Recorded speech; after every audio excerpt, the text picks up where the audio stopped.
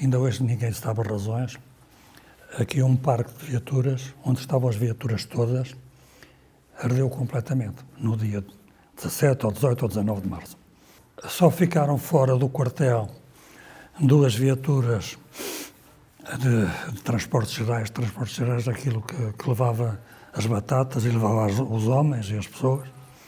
2 viaturas, uma ambulância e o carro particular do capitão Diamantino Silva, que foi o posto de comando que foi para Lisboa. E foi nesse carro particular que nós, à 00h20, ali em frente ao edifício da radiodifusão, e nós esperámos lá a senha, que é o Grândola Vila Morena, à 00h20. Estávamos os 5 no carro do capitão Gertrudes da Silva.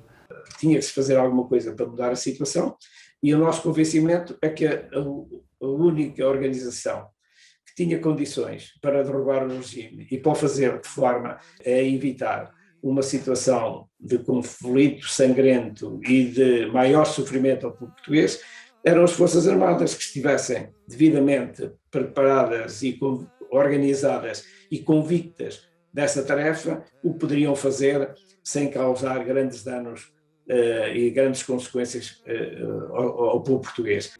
Passaram 47 anos, mas a memória coletiva não esquece aqueles que pacificamente derrubaram um regime ditatorial com mais de 4 décadas.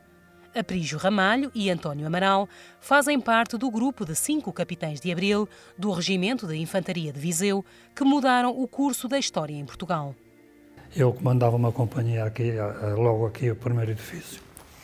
E cheguei lá à 00h22 ou 23, pedi para se levantarem, para formarem no átrio, e disse-lhes claramente: hoje está-se a passar isto aqui em Viseu, mas pelo país fora está-se a passar a mesma coisa. Portanto, nós temos intenção de derrubar o regime revela-se incapaz de resolver os problemas internos e, mais ainda, de não resolver os problemas da guerra em África, de maneira que quero voluntários. Quem não quiser aderir, faz favor, volta para a cama, não há problema nenhum. E, portanto, a questão que se depois pôs a seguir é que todos foram voluntários para ir para Lisboa e não havia espaço para os levar a todos, porque éramos 3 companhias e, portanto, tiveram que ser escolhidos os homens para ir para Lisboa. Rumo a Lisboa partiu uma coluna de intervenção com cerca de 50 homens da Companhia de Caçadores do Regimento. A chefiar o agrupamento November, que teve a seu cargo a tomada do Forte de Peniche, esteve Diamantino da Silva, o mais velho capitão da Zona Centro.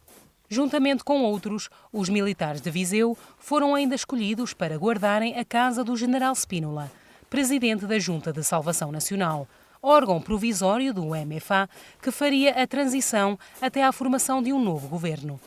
Ficámos no regimento os outros 6 capitães. Eu, o capitão António Luís Ferreira Amaral e o capitão António Almeida Augusto. A força saiu por volta das 3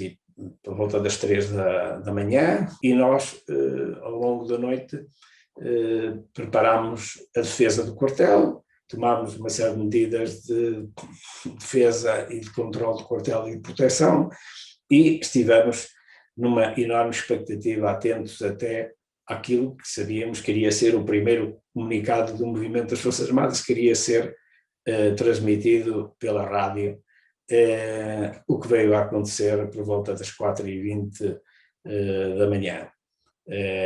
E, portanto, esta é a situação até ao primeiro comunicado do movimento das Forças Armadas, que foi um momento de maior regozijo e de maior alegria que nós tivemos, porque desde a 1 da manhã, a altura em que entramos no quartel, até às 4h20, não tínhamos qualquer informação, nem sabíamos rigorosamente do que é que estava a acontecer. A mudança veio sem grande turbulência. O momento de maior tensão viveu-se com a entrada no quartel do recém-empossado comandante. Está bem, eu quero entrar. Não, antes de o senhor entrar tem que dar nos dar uma garantia que é dar-nos a sua palavra de honra de homem e de militar, que, entrando no quartel, assume o comando do regimento de Infantaria 14, que neste momento está assumido por mim, mas o senhor assume o comando do regimento como regimento do movimento das Forças Armadas e com todas as implicações que isso envolve. Ele ficou hesitante, uns momentos hesitantes, e depois começou a tentar demover-nos daquilo que estávamos a fazer, chamar a atenção para aquilo em que nos tínhamos metido, que estávamos a fazer uma coisa que nos ia desgraçar, a nós e à família e tal. Pronto, estas considerações naturais de uma pessoa que é mais velha, mais experiente, era o comandante, era coronel, na altura bastante mais velho que nós, e nós dissemos que foi ao comandante. Com certeza que nós não acordámos a noite passada e tivemos um sonho e imaginámos isto que estamos agora a fazer. E então, perante isto, temos momentos de silêncio e disse, bem, então eu volto já. E saiu e não voltou mais. Não. As vésperas do 25 de Abril foram marcadas por peripécias entre os capitães. António Amaral teve de socorrer camaradas que transportavam os extratos da Ordem de Operações para Lamego, depois de uma avaria no veículo perto de Santa Combadão. Chegaram à minha casa, bateram à porta, portanto, a senha que se tinha entendido na altura era quem viesse trazer o jornal A Época debaixo do braço, bem à vista, portanto, estava bem à vista, embora eu conhecesse muito bem a pessoa que estava, mas, portanto, era a senha, era aquela em que nós acreditávamos. Entrou em casa e disse, olha, rompeu-se a panela de escape, agora há só podemos fazer uma de duas coisas. Ou vais connosco a Lamego, ou emprestam-nos o carro para irmos a Lamego. Como conhecia muito bem o quartel e como eles me conheciam muito bem, foi com o meu carro que fui a Lamego, às 2 ou 3 da manhã, e cheguei a Viseu às 7 da manhã, por aí. Tomámos um pequeno almoço em minha casa, vim para o quartel, eu não sabia onde havia de meter o papel que me tinham dado, e meti entre o corpo e a camisola interior esse papel, que apertei com o cinto. Outro episódio foi a tomada de posse do novo comandante de Viseu, a 24 de Abril, que atrasou a entrega dos documentos no Regimento da Guarda por parte de Aprígio Ramalho. Tive que ir a toda a velocidade no meu carro com o apoio de um elemento, de um aspirante miliciano que era da Guarda e que pertencia à minha companhia, para me ajudar a tentar localizar na Guarda, uma vez que na altura não havia telemóveis e não havia facilidade de contactos, ou nem podíamos estar a telefonar previamente para não levantar qualquer suspeição, atendendo a que também sabíamos que a maior parte dos telefones das unidades estavam, enfim, vigiados, e portanto foi uma epopeia esse fim de tarde e princípio de noite, até conseguir entrar em contacto com esse meu camarada, mas felizmente lá conseguimos localizá-lo. Do dia ficaram ainda eternizadas outras memórias, como a discussão de António Amaral com o amigo Diamantino Silva em torno do sinal e depois do adeus. Eu tenho a certeza absoluta que eu vi, mas ele tem a certeza absoluta que era impossível eu ter ouvido. Porque diz que os emissores associados de Lisboa só tinham uma potência da ordem dos 200 km e Viseu, em linha reta, penso que está a mais de 200 km de Lisboa.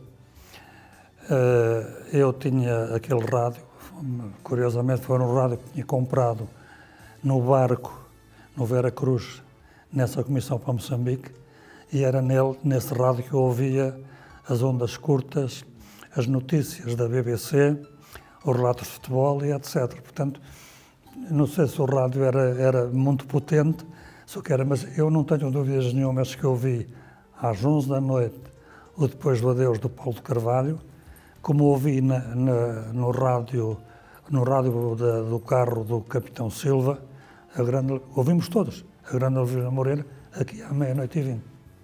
Vocês tinham noção na altura que estavam a fazer história?